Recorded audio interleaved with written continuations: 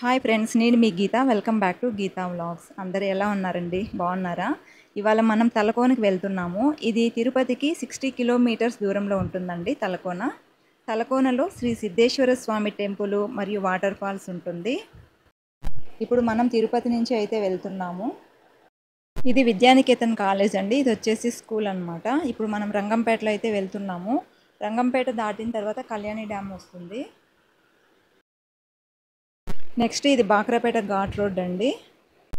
ఘాట్ దాటిన తర్వాత బాక్రాపేట వస్తుందండి. బాక్రాపేటలో ఇక్కడ రైట్కి తీసుకున్నామంటే ఇదే తలకోనకు వెళ్ళే రూట్.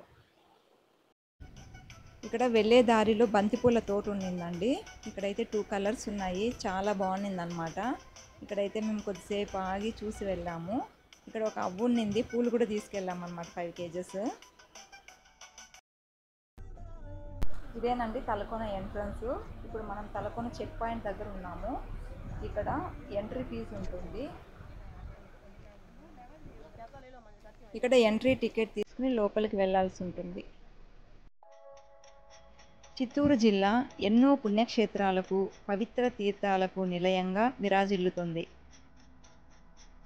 ఏడుకొండలవాడు వెలసిన వెంకటాచల క్షేత్రంలోని శేషాచల పర్వతాలు అరుదైన వృక్షజాతులకు, ప్రకృతి రమణీయతకు, జలపాత అందాలకు పెట్టింది పేరు.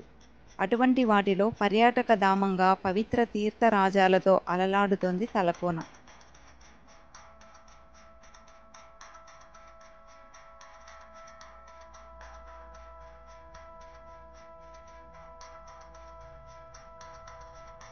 ఇప్పుడు మనం టెంపుల్కి దగ్గరలో ఉన్నాము. తలకోనలో అయితే కోతులు విపరీతంగా ఉంటాయండి.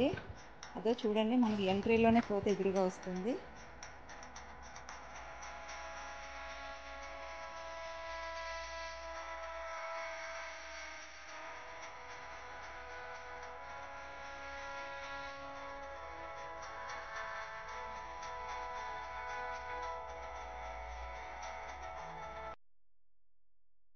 ఇదేనండి తలకోన సిద్ధేశ్వర స్వామి టెంపుల్.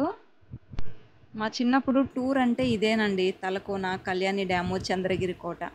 ఇక్కడికి ఎన్ని టైమ్స్ వచ్చినా కూడా మళ్ళీ మళ్ళీ రావాలనిపించే ప్లేస్ అన్నమాట ఈ తలకోన అనేది. వీకెండ్లో అయితే ఎక్కువ జనాలు వస్తుంటారండి ఇక్కడికి. కానీ ఈరోజు అయితే ఎవరు లేరు. ఇప్పుడు మనం దర్శనం చేసుకొని వాటర్ ఫాల్స్ దగ్గరికి అయితే వెళ్దాం.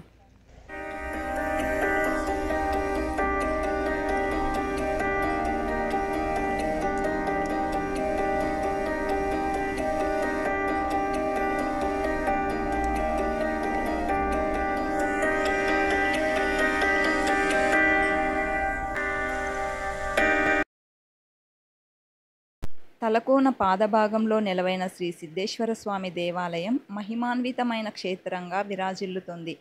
తలకోన సిద్ధేశ్వరుడు మహిమాన్వితమైన దేవుడిగా ప్రసిద్ధి చెందాడు. 17వ శతాబ్దం నాటికే ఇక్కడ సిద్ధేశ్వర స్వామి ఆలయం ఉన్నట్టు తెలుస్తుంది. అయితే 1710లో వనం అప్పస్వామి అనే సిద్ధుడు తన 12వ ఏట ఈశ్వరుడి కోసం తపస్సు చేయగా ఈశ్వరుడు ప్రత్యక్షం కావడంతో ఇక్కడ స్వామివారు సిద్ధేశ్వర స్వామిగా భక్తుల పూజలు అందుకుంటున్నారు. తర్వాత 1733లో అప్పస్వామి సిద్ధుడు స్వామివారి ఆలయాన్ని పునఃప్రతిష్ఠ చేశారు. అప్పట్లో ఈ ప్రాంతాన్ని పాలించిన ఎర్ర వెంకటప్ప నాయుడు కుమారులు వనం అప్పస్వామికి ఈ తలకోన ఈ ప్రదేశాన్ని దానంగా ఇచ్చారట.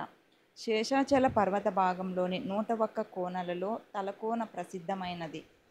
1991లో తిరుమల తిరుపతి దేవస్థానం ఈ తలకోన సిద్ధేశ్వర స్వామి ఆలయాన్ని హ్యాండోవర్ చేసుకున్నారు.